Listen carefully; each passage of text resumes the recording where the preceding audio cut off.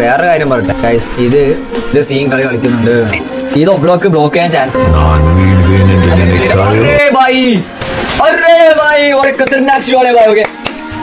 Easy വൈപ്പാണ് കാഴ്ച ഇവിടെ അളിയൻസ് എടുത്തിരിക്കുന്നത്. കാഴ്ച കംബാക്ക് എടുക്കുന്നു കാഴ്ച ഇവിടെ.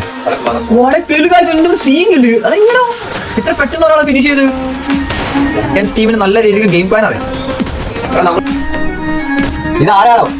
ഇത് ആരാണോ ഞാൻ പറയുന്നത്.